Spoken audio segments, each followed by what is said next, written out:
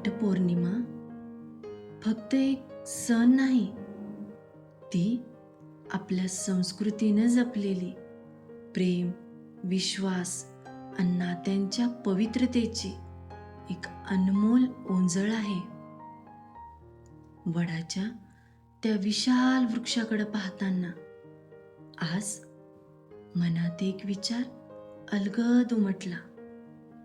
प्रत्येक नातं हे असंच असावं, काळाच्या प्रत्येक ऋतूत टिकणारं, वादळ झेलणारं आणि आपल्या माणसांना कधीही सावलीपासून वंचित न ठेवणारं. वडाच्या मुळांसारखी नाती जर जमिनीत खोल रुजली तरच ती काळाच्या कसोटीवर टिकतात.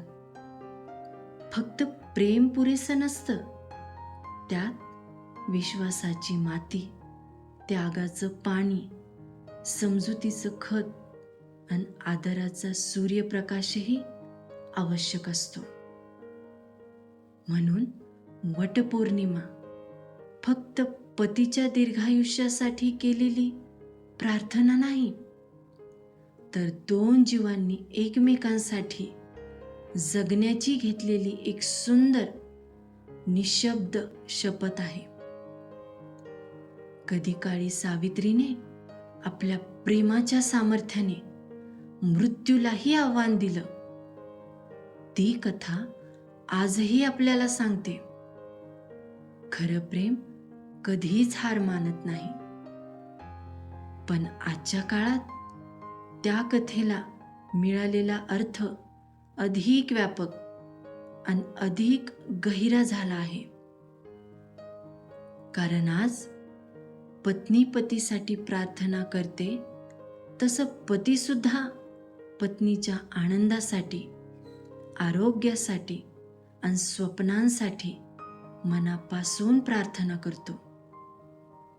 कारण संसार म्हणजे एकानं दुसऱ्यासाठी जगणं नव्हे, तर दोघांनी एकमेकांना जगू देणं असतं. तू माझी ताकद आहेस, मी तुझा आधार आहे, तू माझ्या स्वप्नांचा विश्वास आहेस आणि मी तुझ्या संघर्षातील धीर आहे. यालाच तर खऱ्या अर्थानं सहजीवन म्हणतात. आयुष्याच्या या वाटेवर जेव्हा सुखाचे क्षण येतात तेव्हा सगळेच सोबत असतात, पण दुःखाच्या अंधाऱ्या रात्री जो हात अलगद हातात घेतो तेच खऱ्या अर्थानं आपलं नातं असतं. ज्याच्या एका हसण्यानं आपला दिवस उजळतो आणि ज्याच्या एका अश्रूनं आपलं मन व्याकुळ होतं, त्याच्यासोबतचं नातं फक्त नातं राहत नाही, ते आपल्या अस्तित्वाचा एक अविभाज्य भाग बनतं. वटपौर्णिमा आपल्याला हेच शिकवते. प्रेम म्हणजे मालकी नाही, प्रेम म्हणजे साथ. प्रेम म्हणजे बंधन नाही, प्रेम म्हणजे विश्वास. प्रेम म्हणजे अपेक्षा नाही, प्रेम म्हणजे स्वीकार. आणि प्रेम म्हणजे फक्त मी तुझ्यावर प्रेम करतो हे सांगणं नाही, तर काहीही झालं तरी मी तुझ्यासोबत आहे हा निशब्द विश्वास देणं आहे.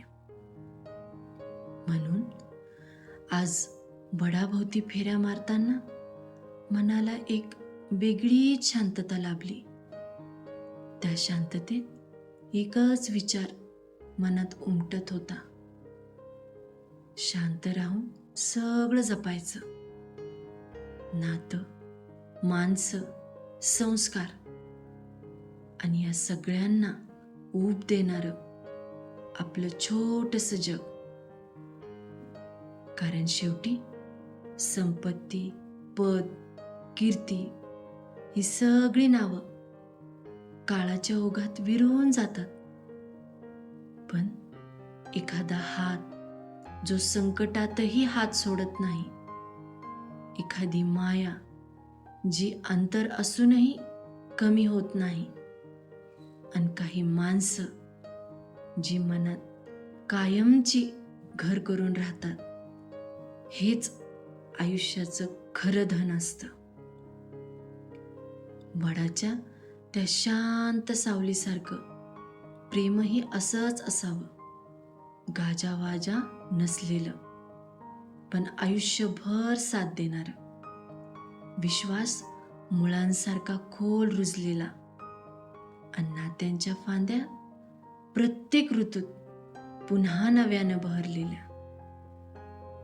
आणि जेव्हा मागे वळून पाहू, तेव्हा आठवणींची पानं हळूच सळसळतील. ओठांवर एक शांत हसू असेल, डोळ्यात कृतज्ञतेचा ओलावा असेल, आणि मनात फक्त एवढंच समाधान, आपण प्रेम व्यक्त केलं नाही तर ते आयुष्याच्या प्रत्येक क्षणात जपलं.